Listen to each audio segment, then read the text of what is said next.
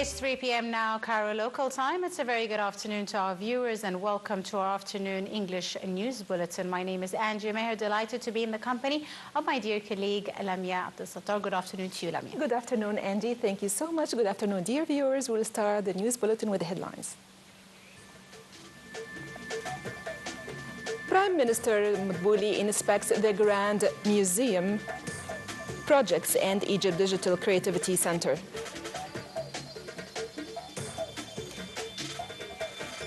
Foreign Minister Abdelati holds joint press conference with Somalian and Eritrean counterparts.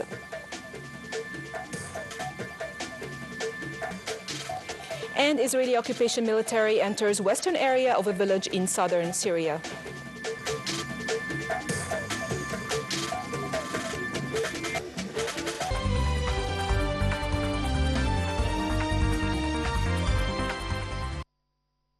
Welcome back. Now the details in full. The Prime Minister, Dr. Mustafa Madbouli, directed the need to exert the utmost efforts to end the undergoing work at the Grand Egyptian Museum project, in parallel with the required logistic procedures to organize the museum's opening celebrations.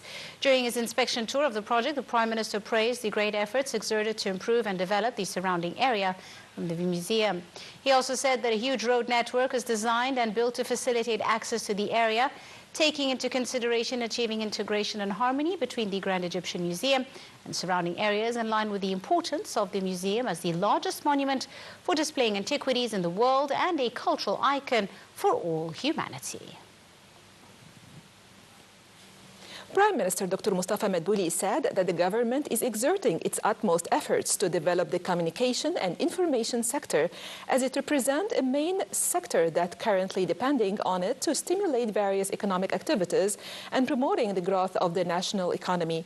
This came during Madbouli's inspection tour of Egypt Digital Creativity Center Creativa Giza, which was established by the Ministry of Communication and Information Technology to create stimulating environment for technological innovation, develop the digital skills of youth, and support their projects by taking all the necessary measures to encourage local and international investment in the fields of communications and information technology.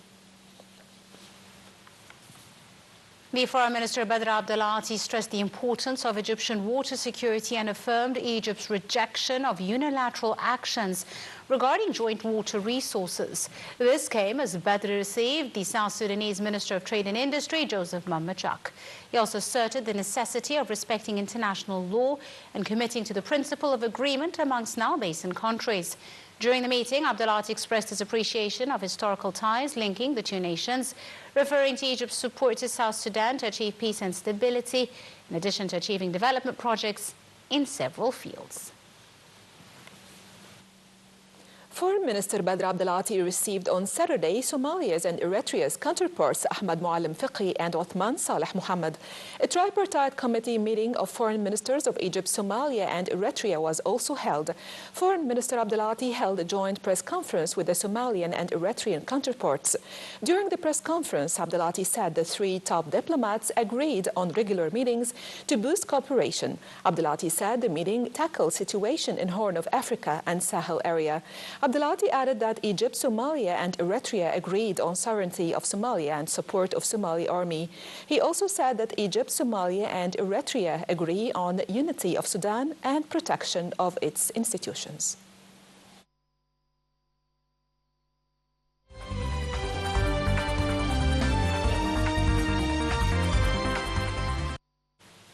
The Syrian media said Israeli occupation military has entered the western area of a village in Qanat, southern Syria. Media channels said the occupation military opened a road on the borders with Israel towards the Diriyat military point. Local sources said that the Israeli army also hold the agricultural lands in Mu'allaka village. Lebanese Prime Minister Najib Mikati arrived in Damascus Saturday in the first such visit since before a civil war broke out in Syria in 2011. The visit is the first by Lebanese premier to neighboring Syria in 15 years. Lebanon's new president, Joseph Aoun, said on Thursday there was a historic opportunity for a serious and equal dialogue with Syria, which had big sway over its neighbor during much of the Assad family's 5 decades in power, maintaining troops there for 29 years until 2005, a role many Lebanese opposed. Shara, leader of the opposition forces which toppled Assad on December the 8th, pledged last month during a meeting in Damascus with influential Lebanese Druze politician Walid Jumblat that Syria would not interfere in Lebanon's affairs.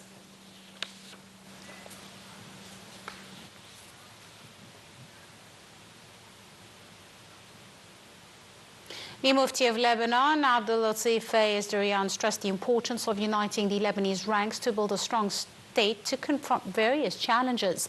During a press conference following a meeting with the newly elected Lebanese President Joseph Aoun, the Mufti asserted the necessity of implementing the contents of the presidential oath speech delivered by Aoun. Mufti reiterated the importance of adhering to the constitution, preserving the structure of the Lebanese state, and also preserving the constitutional institutions and public institutions of the state.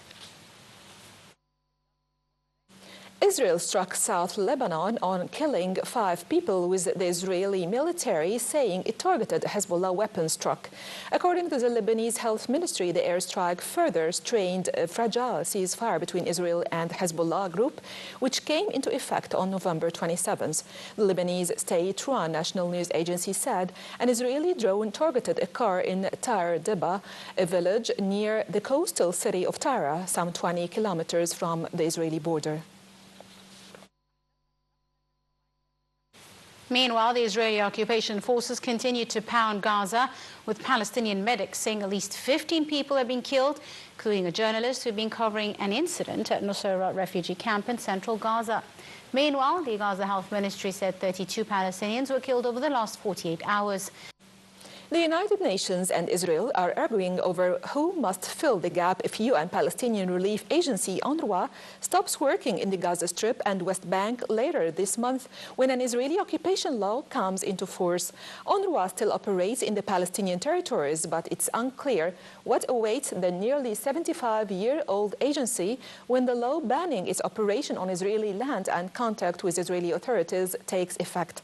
The UN told Israel it was not the world but its responsibility to replace UNRWA in the Palestinian territory, Gaza and the West Bank, including East Jerusalem, adding that if UNRWA was forced to stop operating, then Israel would be left to ensure that the range of services and assistance which UNRWA has been providing are provided in accordance with its obligations under international law.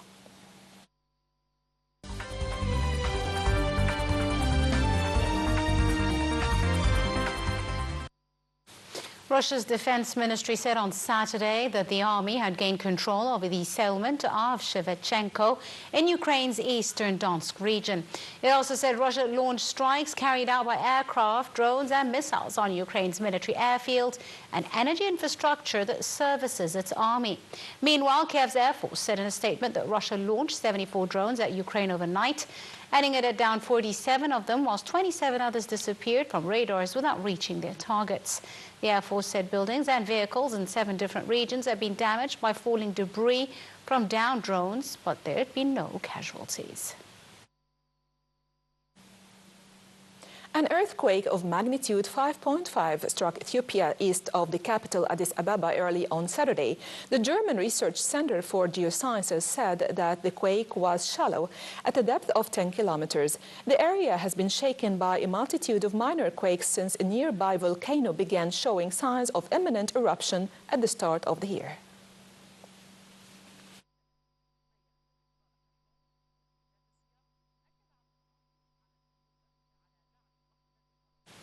Winds calmed around Los Angeles, providing a fleeting window of opportunity for firefighters battling 5 major blazes. We have more details in this report. As official recriminations began over responsibility for the disaster, winds calmed on Friday around Los Angeles, providing fleeting window of opportunity for firefighters battling major blazes. At least 11 people have died as flames ripped throughout neighborhoods and razed thousands of homes this week in a disaster that U.S. President Joe Biden likened to a war scene. As the scale of the damage to America's second biggest city came into focus, a new estimate suggested the bill could hit $150 billion. With fears of looting and crime growing, California Governor Gavin Newsom deployed the National Guard bolster law enforcement. Nighttime curfew has also been imposed in evacuated areas and dozens of arrests have been made. 5 separate fires have so far burned more than 35,000 acres. California's fire agency said a lull in winds has enabled much-needed progress in tackling the fires. The biggest of the blazes has burned down more than 20,000 acres of upscale Pacific neighborhoods. Actor Mel Gibson was the latest celebrity to reveal that his home had burned down.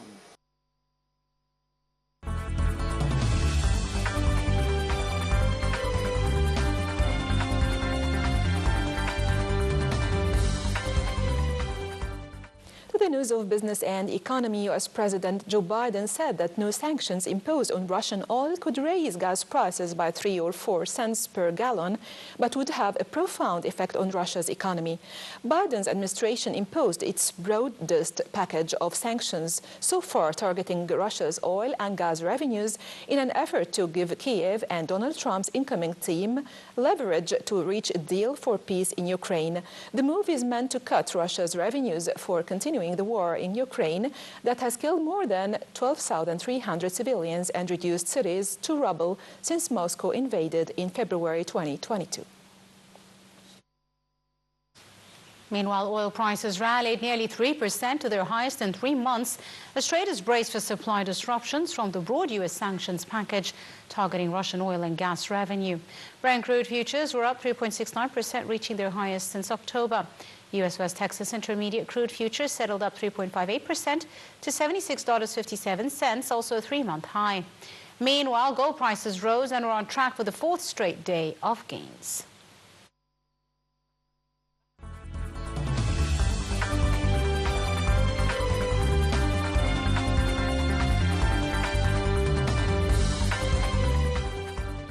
To the exciting world of sports, defending champions Al-Ahli aims to bounce back from the recent defeat and bolster their CAF Champions League campaign when they face Côte d'Ivoire Stade d'Abidjan on Saturday at 6 p.m. Cairo local time in the 5th round of Group D.